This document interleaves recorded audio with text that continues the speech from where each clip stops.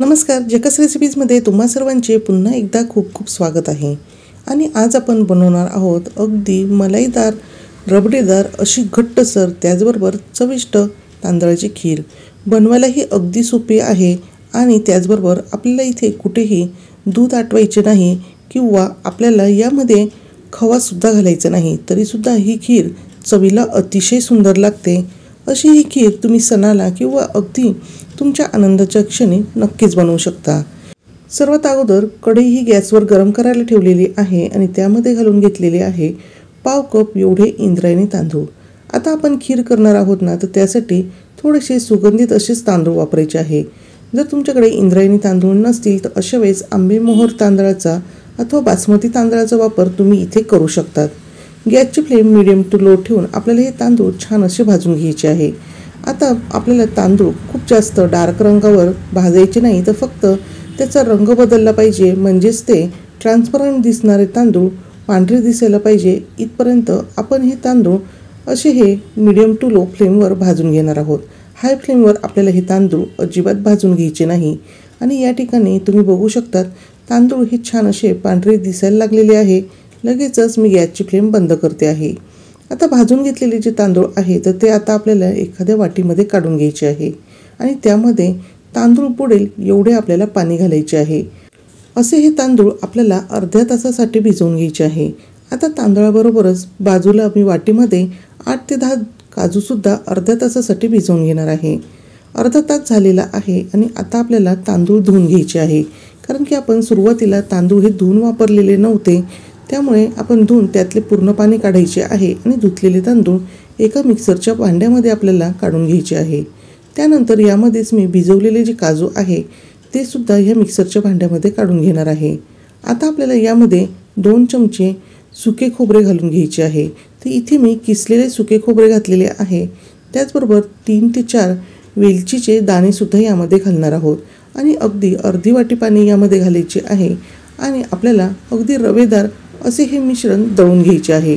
तिथे तुम्ही बघू शकतात आपल्याला या मिश्रणाची अगदी बारीक अशी पेस्ट अजिबात करायची नाही. लगेचच आपण खीर तयार करायला घेणार आहोत. त्यासाठी कढईमध्ये इथे मी 2 चमचे तूप हे घालून घेतलेले आहे.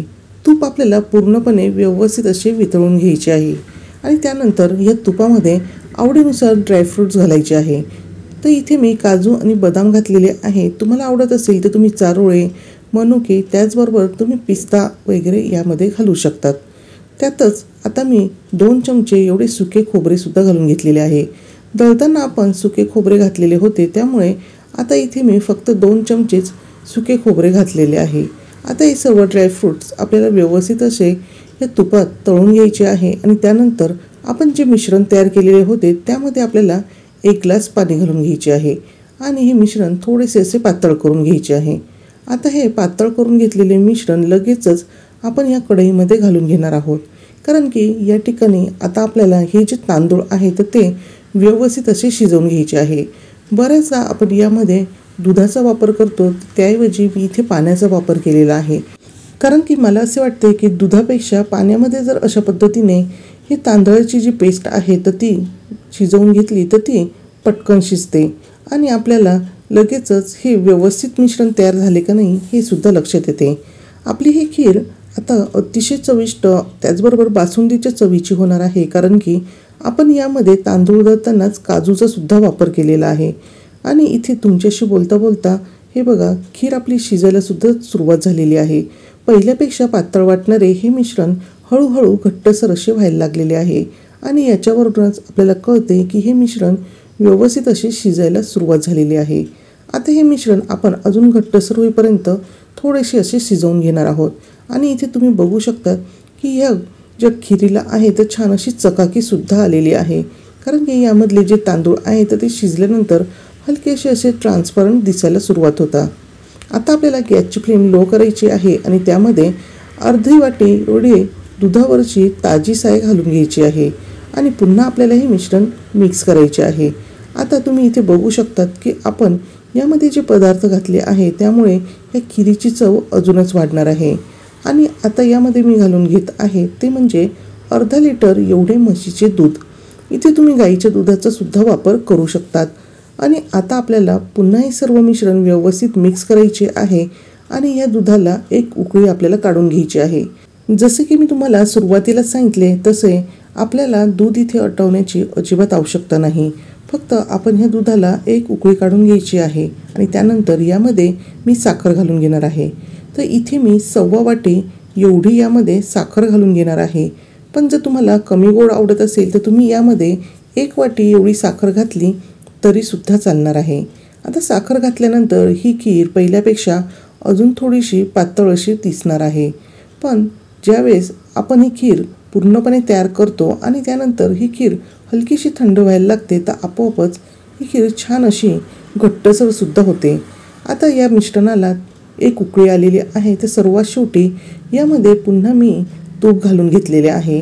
इथे तुम्ही तुमच्या आवडीनुसार तुपाचा वापर थोडा कमी अधिक करू शकतात किंवा तुम्ही खीर ज्यावेळेस खायला घेतो त्यावेळेस सुद्धा वरतून तूप घालून घेऊ शकतात। आणि या ठिकाणी आता सर्वात शेवटी आपल्या ह्या खिरीला छान असा स्वाद त्याच्याबरोबर रंगसुद्धा यावा म्हणून काही केशरचे जे धागे आहे तर ते मी यामध्ये घालून घेतलेले आहे। तुम्ही दुधामध्ये भिजवून सुद्धा केशर घालू शकता, पण इथे खीर गरम आहे म्हणूनच मी अगदी डायरेक्टच यामध्ये केशर घातलेले आहे। आणि आता गॅसची फ्लेम बंद केलेली आहे। हलकीशी ही खीर थंड झाल्यानंतर इथे तुम्ही बघू शकतात की या खिरीला किती छान असा दाटसरपणा आलेला आहे। अगदी घट्टसर दाटसर मलाईदार आणि रबडीदार अशी ही खीर या ठिकाणी तयार झालेली आहे। आपण यामध्ये कुठेही खव्याचा वापर केला नाही किंवा तासनतास आपण दूधसुद्धा आटवून घेतलेले नाही, तरीसुद्धा अगदी छान अशी ही खीर इथे तयार झालेली आहे। फक्त इथे आपण खीर करताना काजू हे तांदळाबरोबर दळून घातलेले आहे, त्याचबरोबर दुधावरची साय घातलेली आहे, त्यामुळे आपल्याला दूध आटवण्याची गरज लागली नाही, त्याचबरोबर खवासुद्धा घालावा लागला नाही।